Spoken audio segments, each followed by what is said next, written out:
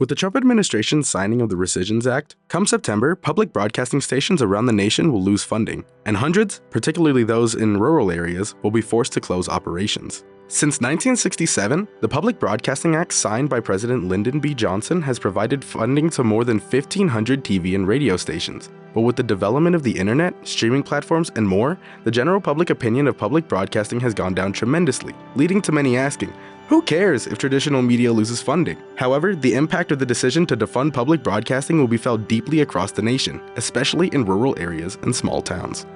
The federal budget cut means $7.5 million will no longer go to public media, creating both immediate and long-term effects. Public media outlets send outreach programs throughout the state, providing education to underprivileged kids. In 2023, KUNR expanded its reporting in northeastern Nevada with KNCC Elko to keep small towns in the northeastern region and Sierra areas informed on statewide issues. Additionally, public broadcasting services around the country also covered natural disasters and provided information to those in rural areas who may not have access to the necessary evacuation information. Those in large cities will feel no difference, however. In rural areas, the change in funding towards their local news broadcasting stations could mean the difference between life and death.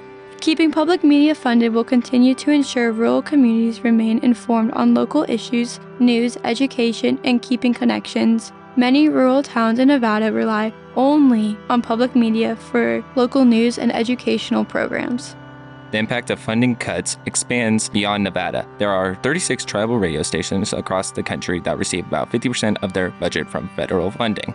Without this support, many of these stations may be forced to shut down. This will cause a cultural disconnect and a loss of community ties. Nationwide, public media organizations are asking for donations in hopes of preserving jobs and continuing operations in small towns. However, smaller stations in particular lack extra resources to take on the financial hit. Many will have to close their doors and lay off staff despite their efforts. A democracy with no independent press is one our country can't afford in a political climate like the one we live in today. Defunding of public broadcasting as a whole can cause trickle-down effects on America's society for generations to come.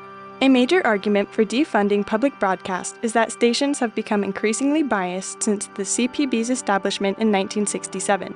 For instance, many have criticized PBS's acceptance of grants from foundations with far left-leaning agendas, or that many public broadcasting stations promote certain topics such as documentaries on late-stage abortion. While all of these points may have some merit to them, public broadcast helps to spread awareness of what is going on in our country, whether that be culturally, politically, disaster awareness, or otherwise. Awareness is more important than an agenda. Public broadcast is a human organization, thus there will be flaws. It is more important that we look for ways to overcome these flaws and highlight the strengths of public broadcast as a communication system rather than to give up entirely.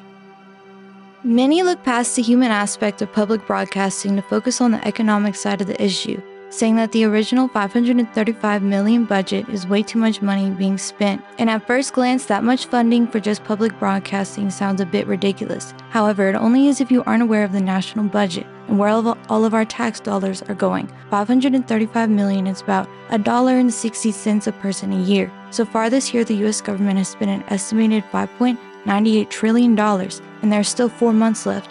If the national debt was such an issue in this case, then we should be focusing on cutting down on military spending, which usually ends up being around at least $1 trillion annually. The fact of the matter is that ending public funding for public broadcasting stations won't only affect broadcasters' lives, but it will also affect other people's lives as well.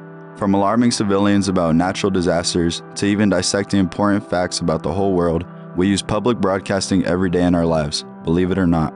Without it, you may be harming many civilians' lives, or perhaps even your own.